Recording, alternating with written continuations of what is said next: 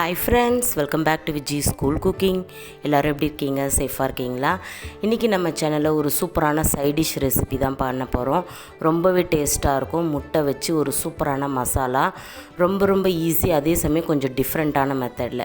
வாங்க ஃப்ரெண்ட்ஸ், இப்போ இதை எப்படி செய்யலான்னு பார்க்கலாம். நான் ஒரு 4 முட்டை இதை மாதிரி அவிச்சு வச்சுருக்கேன். இப்போது இந்த முட்டையை நாம் மஞ்சக்கரு தனியாக வெள்ளைக்கரு தனியாக பிரித்து எடுக்க போகிறோம்.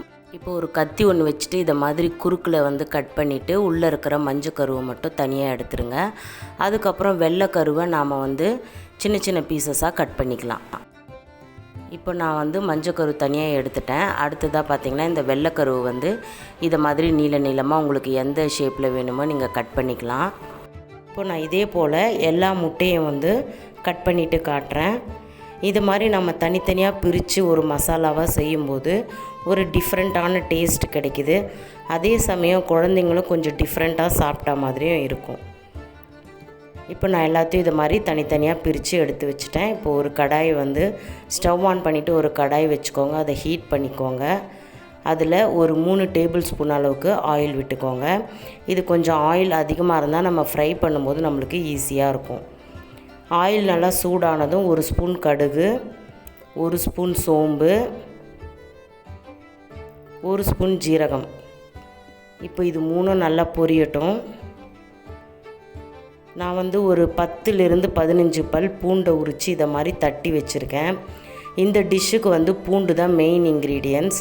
இன்னும் கூட உங்களுக்கு பூண்டு ஃப்ளேவர் பிடிக்கும் அப்படின்னா இன்னும் கூட ஒரு 2 பல் அதிகமாக சேர்த்து நல்லா இதை மாதிரி இடித்து சேர்த்துக்கோங்க.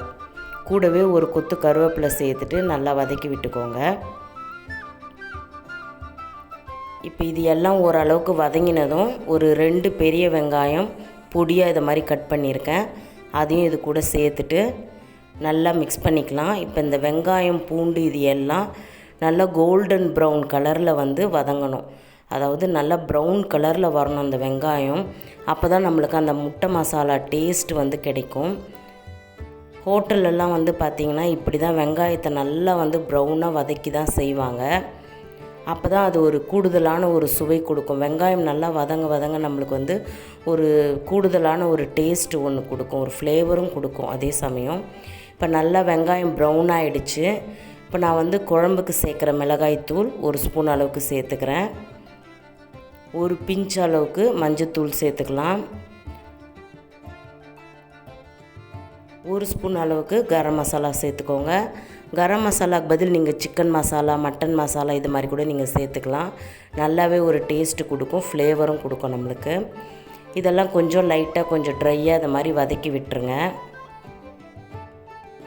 இதில் நாம் தக்காளிலாம் சேர்க்க போகிறதில்ல.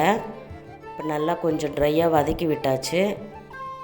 அடுத்ததாக நாம் இதில் கொஞ்சமாக தண்ணி சேர்த்துக்கலாம். ஒரு தொக்கு பதத்துக்கு வரா மாதிரி தண்ணி சேர்த்துக்கலாம். நான் ஒரு அரை கிளாஸ் அளவுக்கு தண்ணி சேர்த்துட்டு இதுக்கப்புறம் நீங்கள் சிம்மில் அப்படி இல்லைன்னா மீடியம் ஃப்ளேமில் வச்சுட்டு குக் பண்ணுங்கள். ஹை ஃப்ளேமில் வச்சிங்கன்னா சீக்கிரமாக தண்ணி சுண்டிடும். அந்த மிளகாய் தூள் அந்த மசாலா வாசனைலாம் அப்படியே இருக்கும். அதனால் சிம்மிலையோ இல்லை மீடியம் ஃப்ளேமில் வச்சுட்டு ஒரு 5லிருந்து 6 நிமிஷத்துக்கு நீங்கள் நல்லா குக் பண்ணுங்கள். இந்த மாதிரி நல்லா எண்ணெய் பிரிஞ்சு ஒரு தொக்கு பதத்துக்கு வரணும்.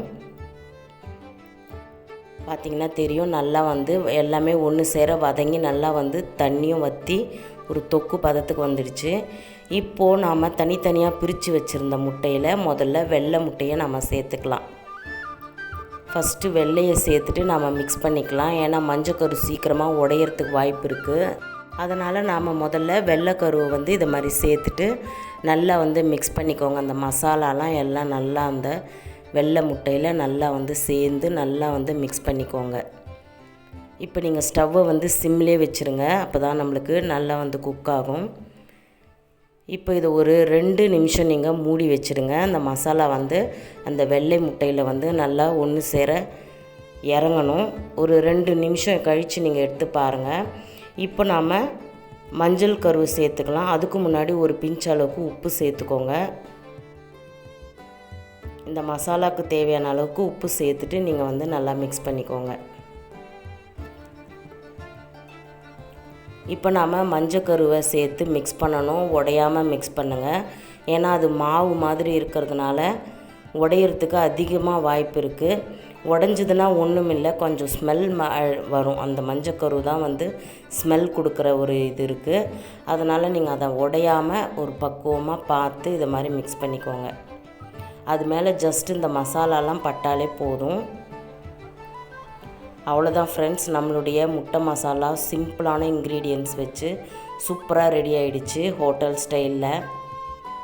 இது வந்து எல்லா விதமான ரைஸ்க்குமே சூப்பராக இருக்கும். இதை வந்து ஒரு 2 நிமிஷம் மூடி சிம்மில் வச்சுருங்க. சாம்பார் சாதம், ரசம் சாதம், இந்த வெரைட்டி ரைஸ், லெமன், புளி சாதம், இது எல்லாத்துக்குமே வந்து சூப்பரான ஒரு சைட் டிஷ். நீங்கள் பசங்களுக்கு லஞ்ச் கட்டி கொடுக்கும்போது ஒரு சைட் டிஷ்ஷாக இதை நீங்கள் செஞ்சு கொடுங்க. கொஞ்சம் டிஃப்ரெண்ட்டாகவும் இருக்கும். நம்மளுடைய முட்டை மசாலா சூப்பராக ரெடி ஆகிடுச்சு. இப்போ இதுக்கு மேலே நீங்கள் கொத்தமல்லி தூவிட்டு ஒரு பவுலில் சர்வ் பண்ணுங்கள். இப்போ நான் ஒரு கைப்பிடி கொத்தமல்லி இதில் நல்லா பொடியாக நறுக்கிட்டு சேர்த்துக்கலாம். இப்போ இது சர்வ் பண்ணுறதுக்கு ரெடியாக இருக்குது. ஓகே ஃப்ரெண்ட்ஸ், கண்டிப்பாக இந்த வீடியோ உங்களுக்கு பிடிச்சிருக்கும். இந்த வீடியோ பிடிச்சிருந்தால் இதுக்கு ஒரு லைக் பண்ணுங்கள், ஷேர் பண்ணுங்கள், கமெண்ட் பண்ணுங்கள் அண்ட் மறக்காமல் நம்ம சேனலை சப்ஸ்கிரைப் பண்ணுங்கள். நீங்களும் உங்கள் வீட்டில் இதை ட்ரை பண்ணி பாருங்கள். குழந்தைங்களுக்கு இப்போ ஸ்கூல் திறந்துட்டாங்க, லன்ச் டைமுக்கு இது சரியான அட்டகாசமான ஒரு சைட் டிஷ்ஷாக இருக்கும். கண்டிப்பாக நீங்கள் ட்ரை பண்ணிவிட்டு எனக்கு கமெண்ட்ஸில் எப்படி இருந்துச்சுன்னு உங்களுடைய ஃபீட்பேக்கை ஷேர் பண்ணிக்கோங்க.